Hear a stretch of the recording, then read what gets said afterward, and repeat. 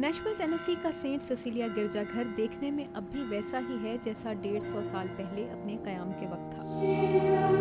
اب بھی یہاں رہنے والی راہبائیں جنہیں سسٹرز کہا جاتا ہے، عبادت کے وقت پہلے کی طرح روزانہ یہاں جمع ہوتی ہیں۔ ہنسی اور بات چیت کی یہ آوازیں ان لڑکیوں کی ہیں جو یہاں کیتھولک عیسائیت کے درجے ڈومینیکن سسٹرز پر فائز ہونے کے لیے پڑھنے آئی ہیں۔ اس چرچ نے پچھلی کئی دہائیوں میں پہلی مرتبہ اتنی نئی طالبات دیکھی ہیں۔ There are 270 of us. اس وقت ہماری تعداد 270 ہے جو حالیہ دنوں میں بہت بڑی ہے۔ اس سال ہم نے 27 طالبات کو داخلہ دیا، پچھلے سال ان کی تعداد 23 تھی۔ Last year it was 23. Sister Catherine کہتی ہیں کہ ان کے خیال میں نوجوانوں میں اپنے عقائد کے بارے میں جاننے کی بڑھتی ہوئی خواہش ان کے ارد گرد کے حالات کا رد عمل ہے۔ پیو ریسرچ سینٹر کے گزشتہ سال کے ایک قومی سطح کے جائزے کے مطابق امریکہ میں 30 سال سے کم عمر شہریوں میں کسی بھی باقاعدہ مذہب سے تعلق کمزور پڑتا جا رہا ہے۔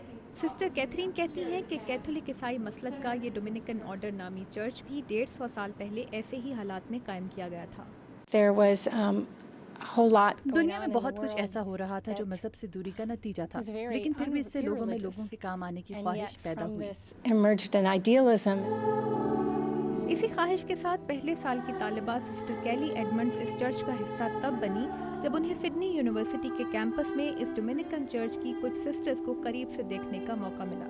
Just to watch them walking down the main boulevard of campus campus میں انہیں wearing their راہباؤں والے habits. لباس میں دیکھ It کر was just مجھے such a اچھا لگا۔ powerful engineering witness. کے And I شعبے had میں میرے friends in دوست تھے جنہیں engineering معلوم who were تھا کہ like, میں they knew I was Catholic ہوں، Catholic. وہ مجھ سے So پوچھتے they تھے would کہ say to کیمپس me, میں "Who are راہبائیں these کیا کر nuns on رہی ہیں؟" campus?" تو میں نے مذہبی زندگی And کی so it was طاقت a کو اپنی really آنکھوں سے دیکھا۔ great witness to me of the power of religious life. Sister Victoria میری یہاں دوسرے سال کی طالبہ ہیں۔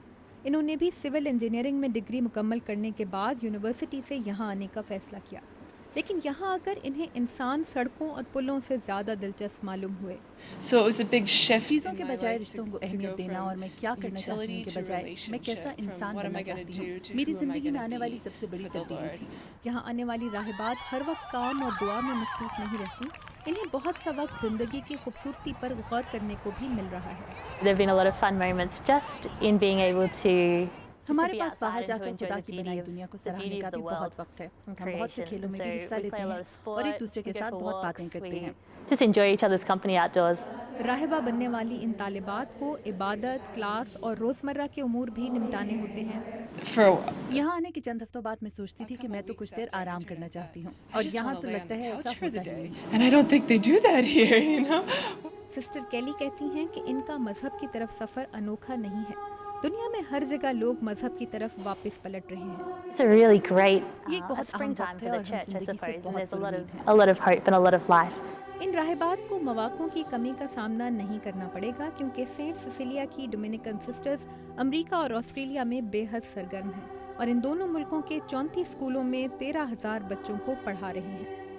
مائک آسبورن کے ساتھ تابندہ نعیم، اردو VOA۔